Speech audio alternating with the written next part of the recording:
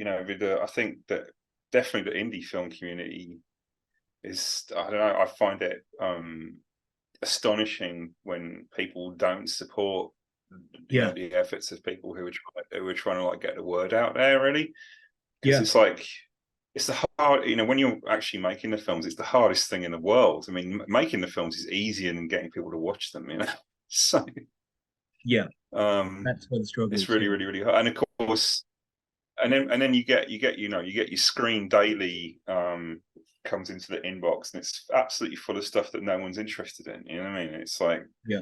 because the really interesting stuff is not getting written about.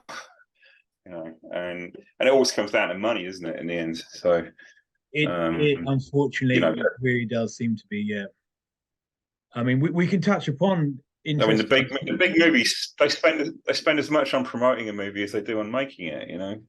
Yeah, and isn't that crazy? And I think it's even more like that now. It's even getting even more disparity between the 100 million to make Yeah. it and 110 million to market it. Um, yeah, it's crazy. So like, Yeah. what hope do you have if you're shooting a feature film for like $20,000? Yeah, um, it's Well, yeah, yeah. I mean, it's also. I mean, we used to. I mean, we used to get a break with the festivals, but since they started using these like online submission things like Film Freeway, yeah, which is just a license to print money if you call yourself a film festival.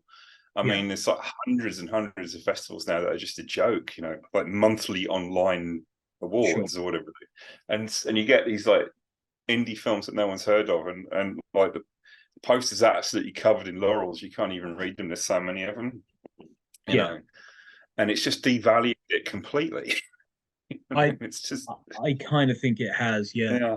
yeah, It's funny, isn't it? It's almost like someone somewhere go, right, we're not getting the awards in, the big important festivals that you had 10 years ago. So we'll just make our own one. yeah, Um, and yeah, yeah, unfortunately, you're right. It devalues it. It makes the yeah, important and festivals. and and the the few festivals, yeah, the few that actually matter are still completely closed shops, So Yeah, you know, so it really hasn't made any difference at all.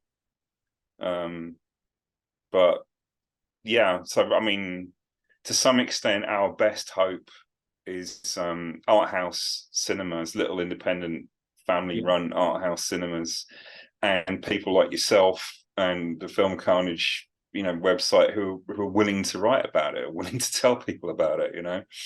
Well, And I mean, one of the reasons why I came up with the film dimension idea in the first place and doing this, I was involved in making a short film quite a few years ago now, about 5, 6 years ago now, and just that, even that was a short film, was a horrendous process that took just way longer, years, literally years from getting involved to it actually being finished and people seeing it, and a infuriating process, and just meeting lots of people along the way and finding out about so many great independent films, but just by word of mouth. And it was almost like, oh, have you seen this? Oh no, I haven't seen that. That's really good. Oh, you want to check it out on this obscure blog that only has like 5 films on it, but this one film's amazing. And another person would say something yeah, about, have you seen this? Oh, I think it's on YouTube. It might be Vimeo. I don't know. I can't remember. And it's just like they're so spread out. There's so few really good, well, I would say mm. really good, really original films, independent short films that, yeah, they're all over the place. So you've kind of just got to, Oh yeah, and the other thing is that, I mean, the streaming services. We moved house recently, so we put in a TV in a spare room, and we got one of those Fire Sticks for it. oh It's yeah, an yeah, older TV, and then when I was trying to set it up the other day, I was like, I couldn't believe how many streaming services. There were dozens and dozens and dozens of streaming services. It's like, well, how do I even know what's, you know what I mean? It's um, I mean, I know there's nothing of interest to me on Netflix, and I yeah, cancelled my Blue account because that also became completely dull. sure, sure. And but there's things like Tubi, and but it's like, and there's Canopy. I don't know if you have that in the UK. It's run by the library system in America, and they have my Certainly, watch list on Canopy's got nearly 300 films on it. It's so good, you know. right.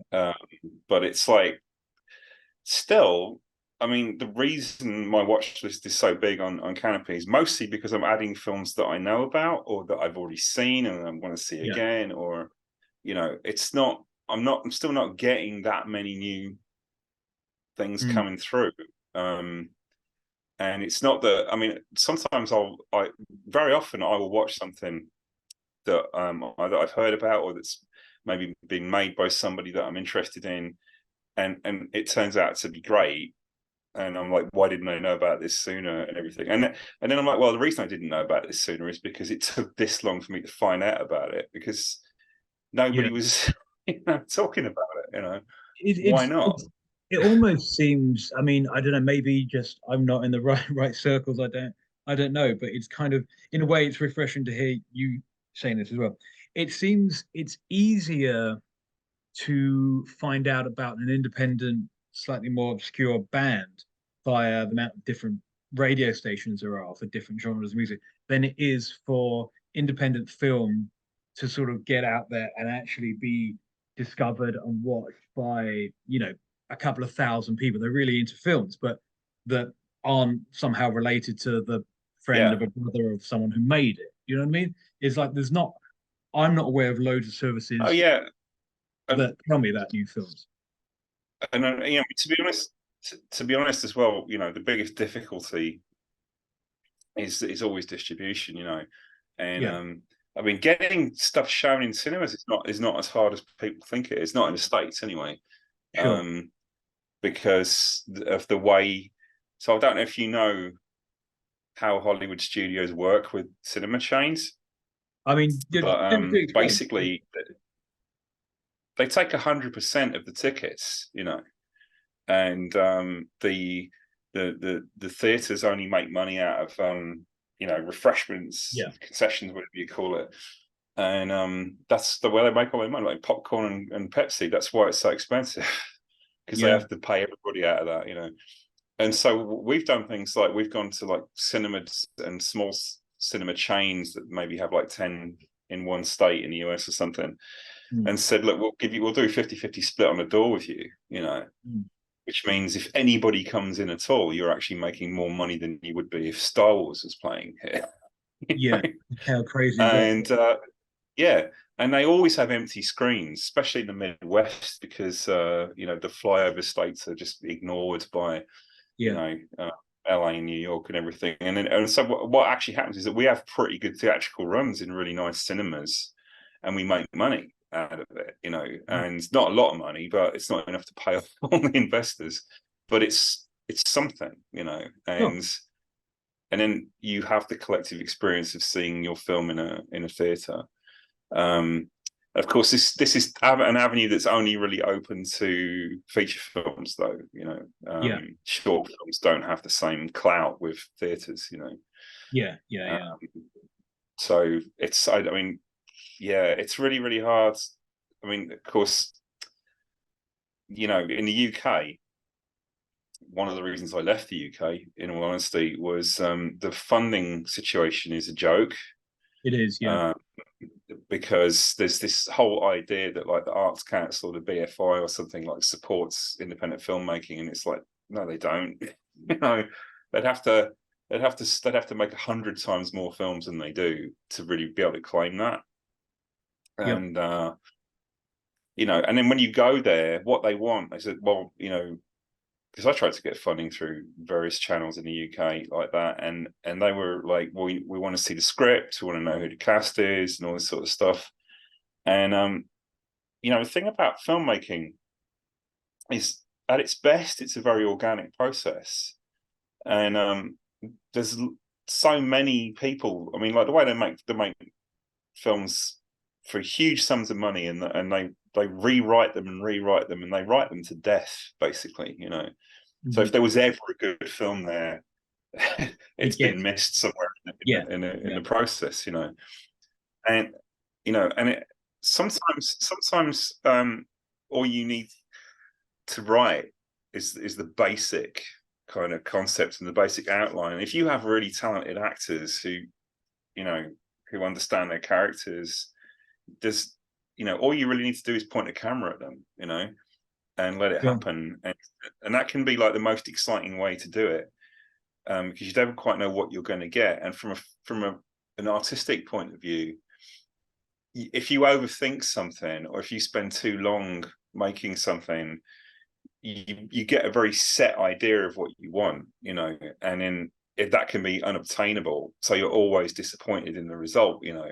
Yeah. Whereas if you get in there, if you get on the ground pretty quickly, and you're not quite sure what you're looking for, but when you see it, you're like, oh wow, that's like, and it's a really, really exciting way to work. But in the Yeah, because UK, sometimes it's always going to be even more special than what you had in mind.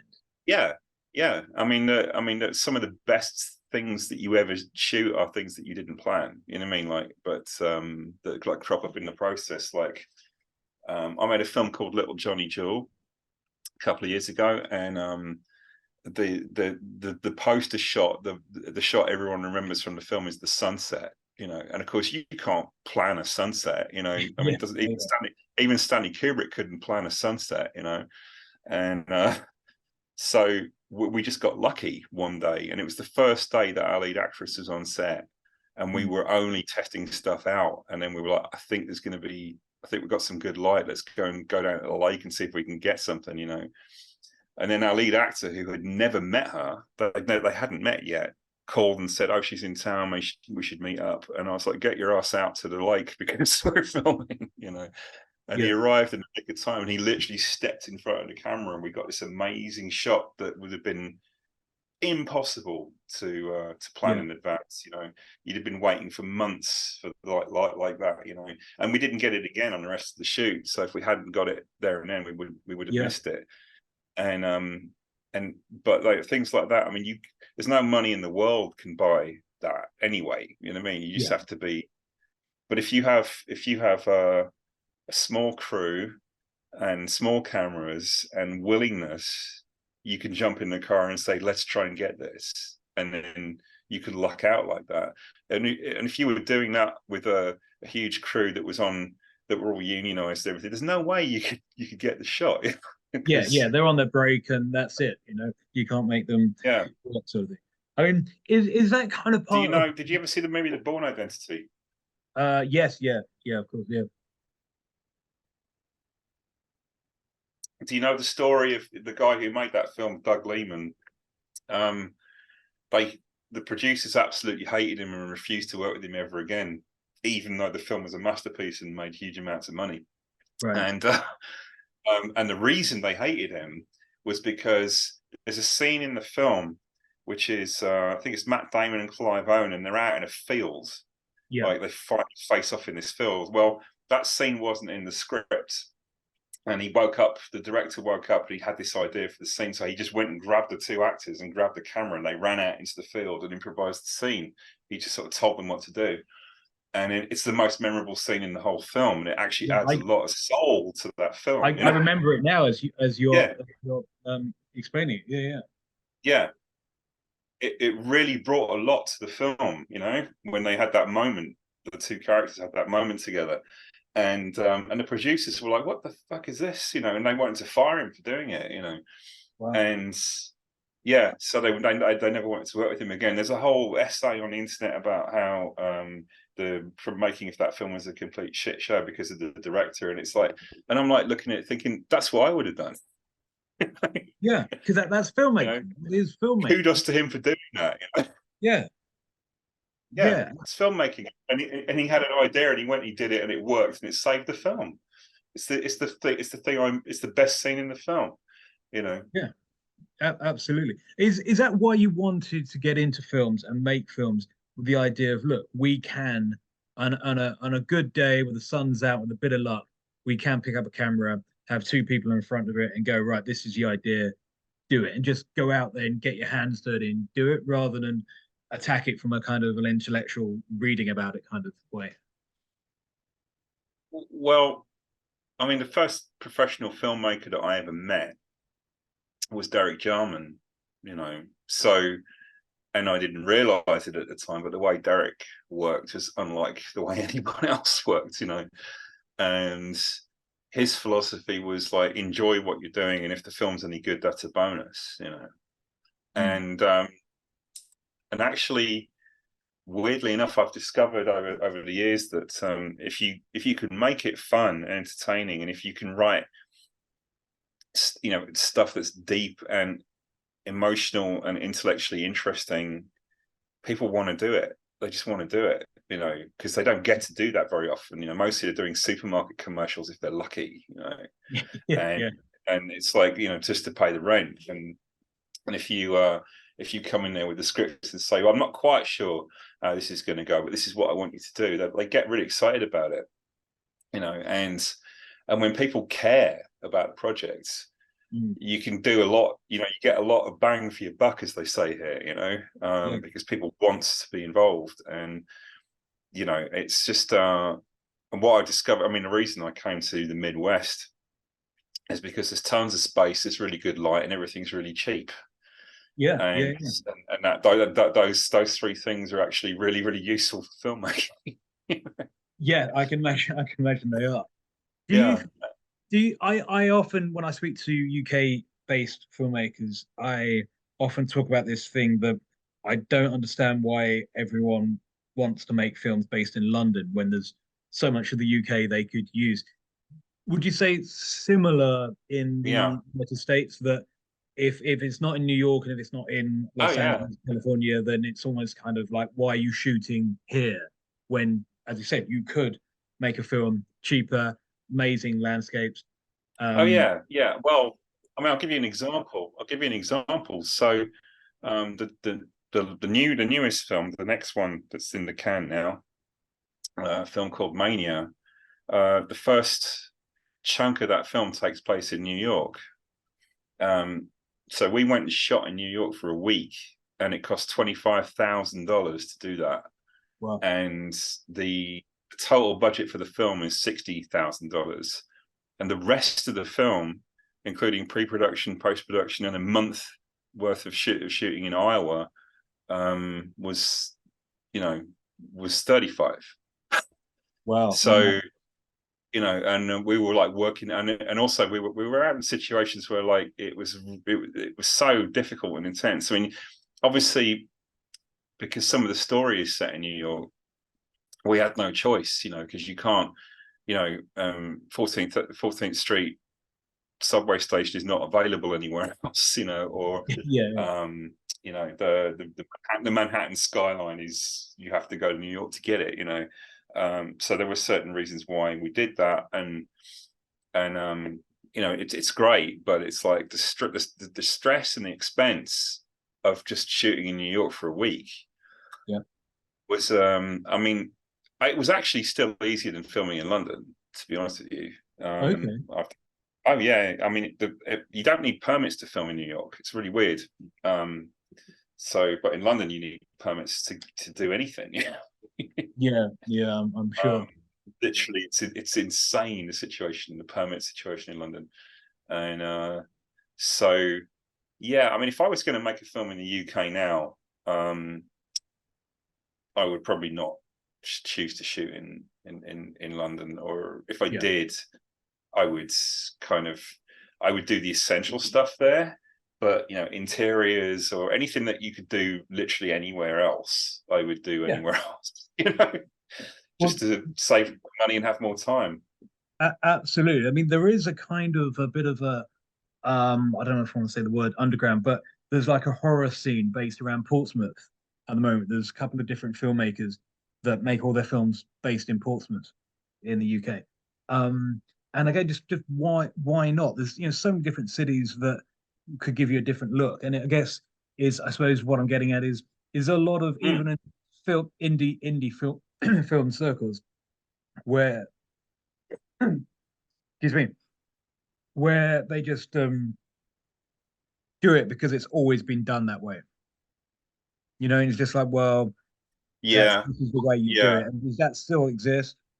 But the problem is, I mean, so like, I mean, I'm a big fan of William Blake, you know, and he famously said, "I must create a system or be enslaved by another's," and I really feel like that's what happens like because they've got a way of doing things. They don't question that. They just that's how they do it, and it's like, well, the thing is, there's always another way, Yeah. and I mean, the reason I'm doing what I'm doing now is because I couldn't get it done anywhere else. I had to find a place where I could do what I wanted to do, and it wasn't London, and it wasn't New York, and it wasn't LA, Yeah.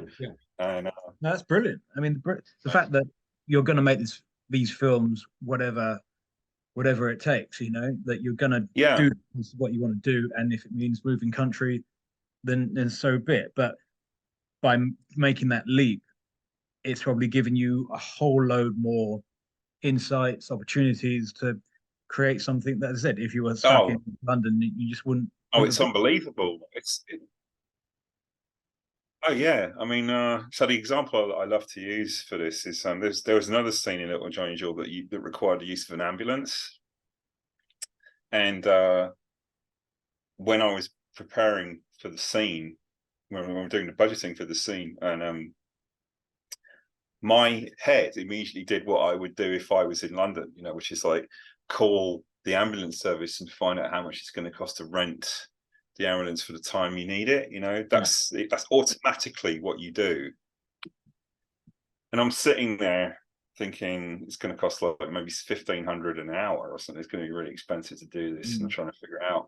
And then my Tabby, my assistant director, came in, and I told her what I was doing, and she said, "Oh, my mum's got an ambulance." And I'm like, "I beg your pardon?" She's like, "Yeah, she runs the EMT in a little town up in Northern Iowa called Union." She said she's got a fire engine as well if you need one of those.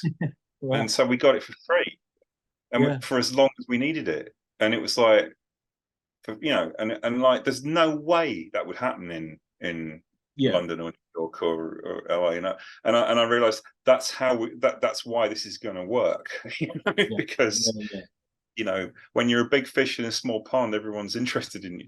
Like in Marshalltown, which is the town I originally initially went to, they were like, "You want to make a film, a Marshalltown, an actual movie? What's wrong?" They thought there was something wrong with me. They couldn't believe it. But when they realised I was serious, they fell over themselves to help me. wow, Everybody, and the local newspaper was writing about it all the time. that's And then, amazing. during the lockdown, if I went to like a drive-through to get a burger or something, they'd be like, "Oh, you're that English filmmaker guy, aren't you?" Since they heard me speak, they're like, "You must be that English filmmaker guy." Yeah, yeah, yeah, Like, if I had in London, if I'd had a full page spread in Time Out, I wouldn't have got support like that. yeah. They'd be like, You "Who know, do you think you are?" Sort of thing. Yeah, yeah. yeah, You go to London or LA or New York and you say, "I want to make a film." It's like, well, join the queue. yeah, yeah, yeah. That's cool. That's really cool. Yes, yeah, I do like that. So working in Iowa, yeah. but America, I guess. I mean, obviously America's a huge place, but what's what's it like making an indie film the last 12 months or so? What's the state of indie making films as you see it? So, so the interesting thing in America is because I'm not from here, I have a distinct advantage over people who are from here because Yeah, I'm aware of the rest of the world. So that's why we've had quite a lot of success with like European film festivals and things like that.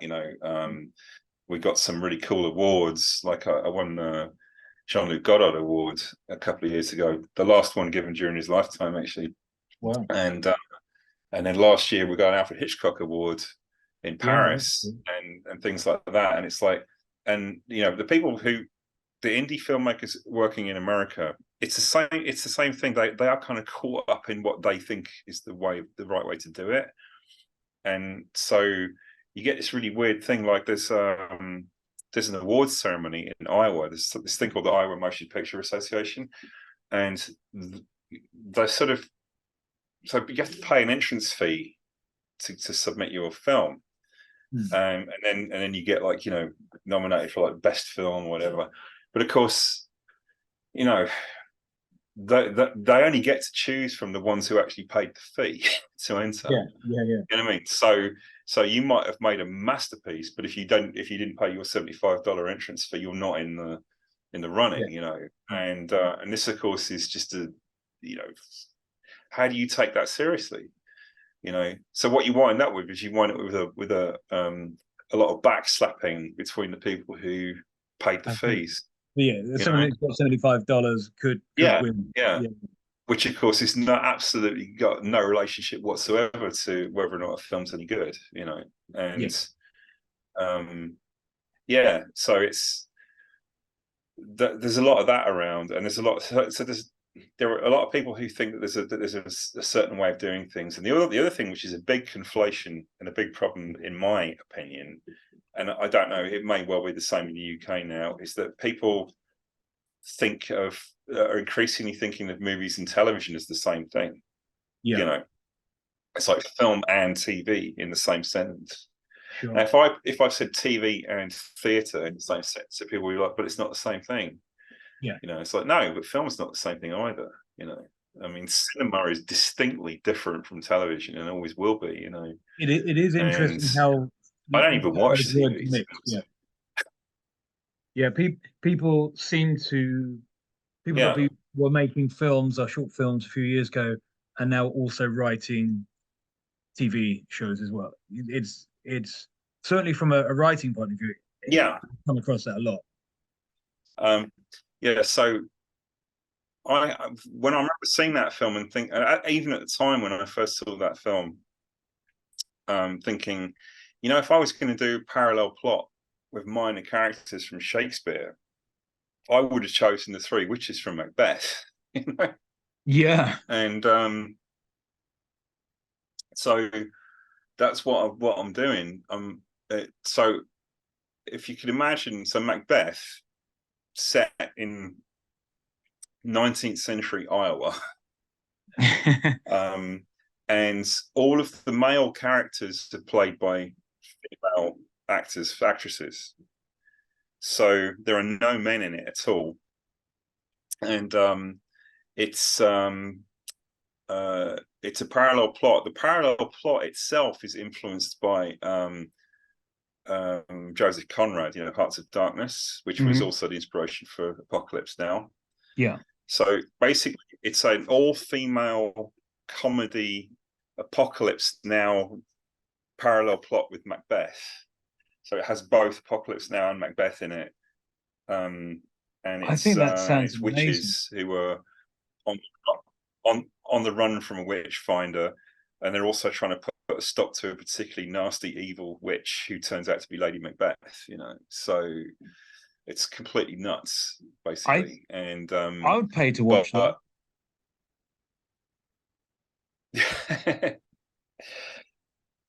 One of the things was that, you know, back when Macbeth was first performed in England in the 16th century, all of the female characters were played by men because that's how they used to do it then. So we're just redressing that. You know? Sure.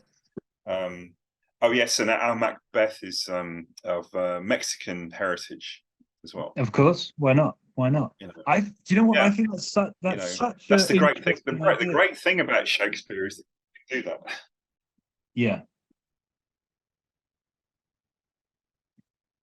So I spoke over you then. Yeah, so I was just saying, that's such an interesting idea. I think that's really cool. You have to make this film. Yeah, and the funny thing is that, yeah, and one of the really, really funny things about it is that when you come up against, like, when you're going into like funding stuff, the question that everyone wants to know these days is like about diversity. You know, if I say what's an all-female cast of a Mexican Macbeth, how much more diverse can you get? You know, they should be chucking money at you. Yeah, she's throwing money at us for this. So, I mean, I think that's really cool. So I don't know how much you want to get into like financials of things, but how would you, again, as an independent filmmaker, how would you go about funding this sort of project? Because I don't know if you have an idea of what it would cost, the way you want to do it, all that sort of thing. Oh yeah, yeah. No, I know. I have everything. You know, I have the budget. I'm very good at budgeting, actually. I've never had a film go over budget, and usually my budgets are within a few $100 of being exactly Oh, what I cool. said they would be. You know, and but I mean, one of the ways that to control that, of course, again, is the so we were talking about how people get into the system of how things should be done. Yeah, So they have things like they have line producers and production managers who are responsible for the money. Now, if you ever listen to Werner Herzog talk about this, one of the first things you realize is that you have to handle the money yourself, yeah, because if you're doing the budget, you basically know what everything should cost. And so if you keep an eye on the finances, if things start going wrong, that's where you spot it. You know what I mean? So yeah, yeah, yeah. and you can rein it in, and you can take control of the situation. So from my point of view, if you're indie and you're working on a tight budget, the director has to take responsibility for the money. It's the only way, Sure. because otherwise there's too many cooks involved in the finances. And so my thing was, I set up my own production company. I have a board of directors to rein me in, to make sure I don't get out of control, but also to support me in various ways. And our chairperson is Australian and lives in the UK, and so it's a global concern, even though there's only 6 people involved. Sure. And because of that, because we have a good business structure, what we've been able to do to raise the money to make the films is sell shares in potential profits, basically. So Little Johnny Jewel, for example, was the first film we made here, and it cost $100,000 to make, and we raised that money by selling $52,000 shares to various people, Wow. which is a small amount of money, and is disposable income for a few people who be like, I'm kind of interested in. I'll take a piece of that. It sounds like an interesting project, Mm. and you can do that. It takes a long time to sell to raise the money that way, but Yeah. it's safe money, and they're not expecting to have a say in how the film is made. Yes. So Yeah, yeah. so what you wind up with is you wind up with the money that you need to make a film and complete artistic freedom to make it. So and then the shareholders, you're not asking people to put in more than they can afford. Yeah. And and everyone understands the position on it. And then the idea would be that, like, if the film sells for twice the budget, which in this case would be $200,000, which is not a huge amount of money for a film sale, No. then everybody's doubled their money. So Brilliant. it's a pretty good system. It's not easy to sell a film, obviously. That's the thing.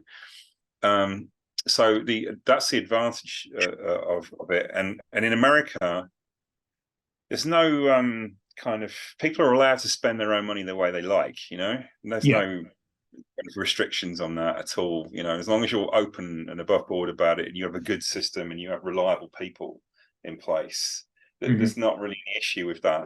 In the UK, you would be, hauled over the coals if you did anything like that, because Sure. firstly, people just don't have that kind of money. I don't know anybody in the UK who has £2,000 of disposable income ever.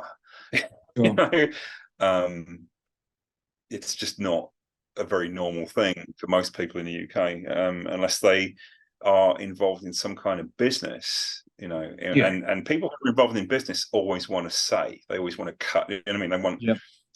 it's so in the UK, the people who can afford to invest in films, the kind of people who have an ego about it, and Sure. they want Sure. to be seen to be investing in it, and they want.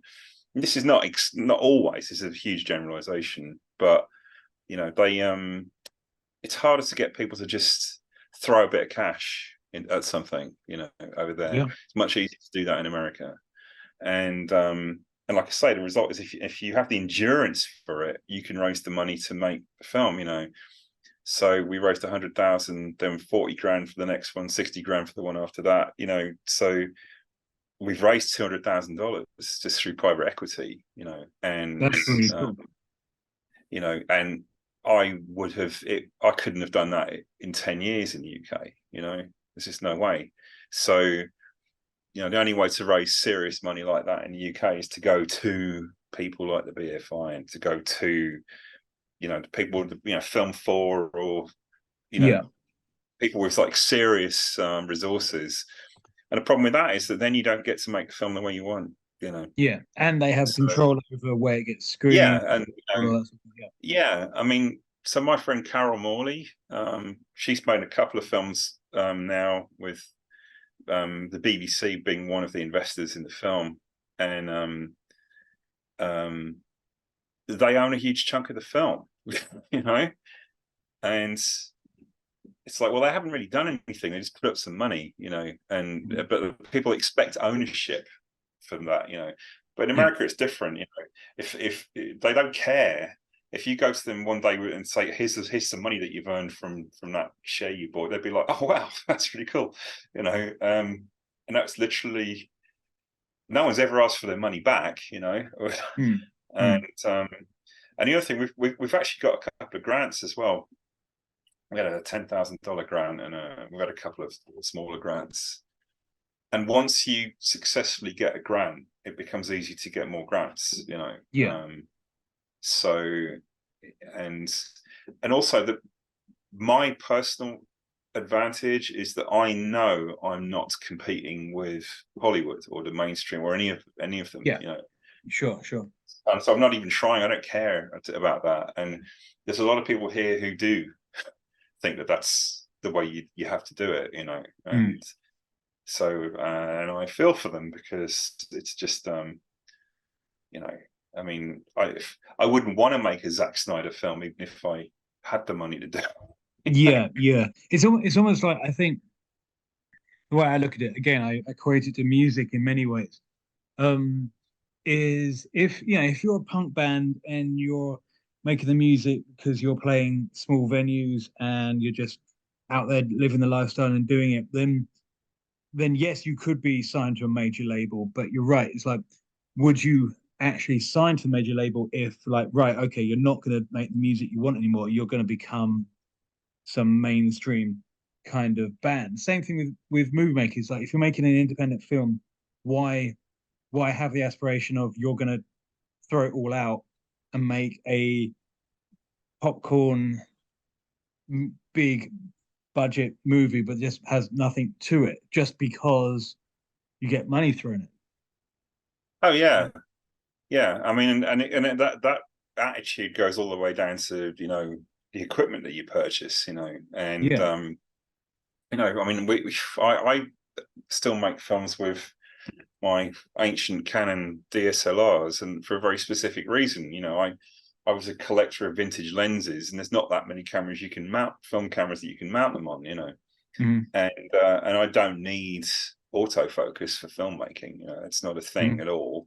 And so I just need cameras that are good enough. You know, I don't need like $20,000, you know, 6K whatever to make my films. I just need films that I don't even like the look of digital. So, and with a SLR, you can use vintage lenses and you can use old-fashioned lens filters. You could get quite close to the film look with it, actually, and you don't have to spend ages.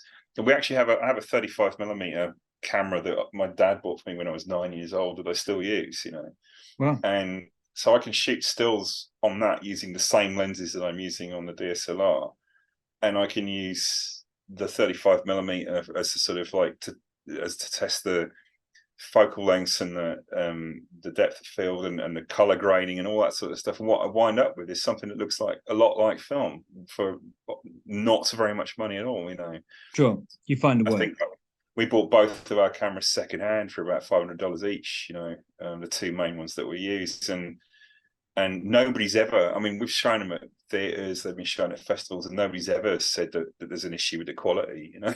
It's never come up.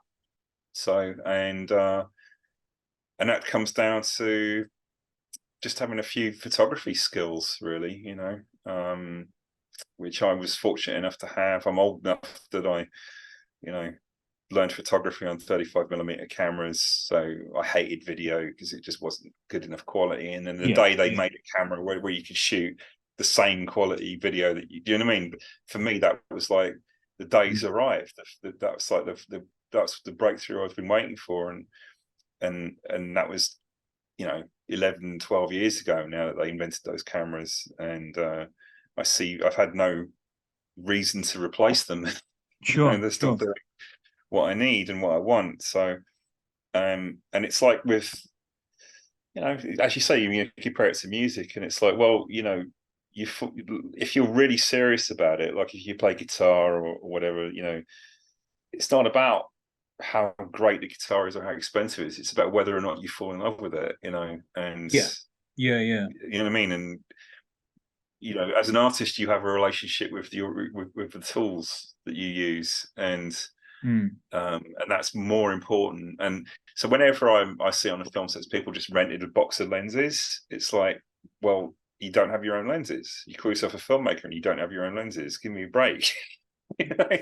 Yeah, it always feels like that's just you're just turning up on the job and kind of yeah and and then I just I mean, I've always been like that with everything, right down to the market. I'm just a geek with the equipment, but it's not about, like I say, it's not about having the best or most expensive state of the art of anything. It's just having what you have that can get the job done. Yeah, and getting the job done is the goal. So what would your what would your dream be for the Macbeth? So what was the name of the project? The Macbeth. It's called Three Witches. Three Witches. Would you sell it to Netflix if they came along? Three Witches, by the way. Right. Would you want it to be on like some Netflix? Would you not want that? I mean, to be honest with you, Netflix wouldn't buy it just because of the cameras we're using. They've got a list of approved cameras that you have to use, and ours are not on it. So, but if they wanted to buy it, well, if they offered enough money for it, but I mean, my thing would be if somebody wanted to buy something and the money we got from it was like either a life-changing amount of money or at least enough to get the next film made, then I would consider it. But I wouldn't be like, oh, it's Netflix, I want to be on Netflix. I can't. I don't really care about that at all. I mean, to be honest with you, the other thing is I've got really into the whole small theater, show up, do a Q&A kind of thing. Probably because I used to be in the music. I used to be a musician. That was my thing. And for me, playing a gig, when you performed a song live in front of an audience, that's when it was really finished. When you can give it away and see it, how see it being received by the audience. And I've discovered that, like, in film, there is a version of that, and it's the Q&A. It's that kind of, sharing the theatrical experience with the audience.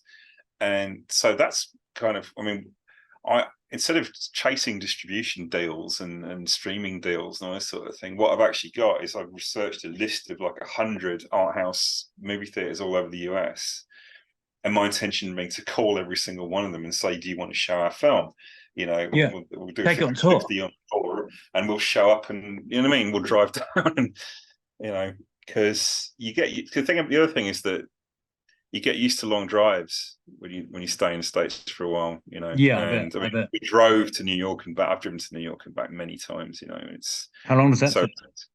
It takes a day. It's like 1,500 miles, but I mean, it's the same as driving from like Warsaw to London, basically. And I've done that too, so with a band. So it's it's doable, it's doable. And if it's like if they can put you up for the night, give you enough money for the petrol, then why not?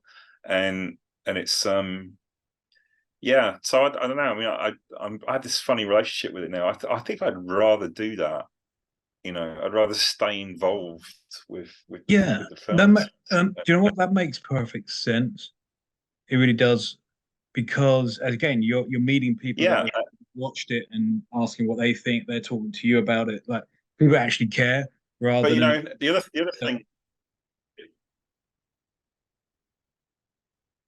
the other thing is, that way, if you, it's like touring a film. It's like the yeah. way you would tour a record, and then that, which is often how you find the audience for something. Is Mm, get out mm. there and literally bring it to people.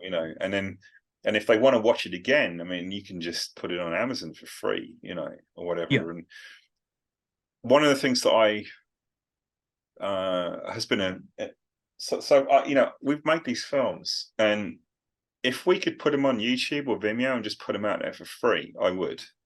hmm, I would do that in an instant, because then people could watch them.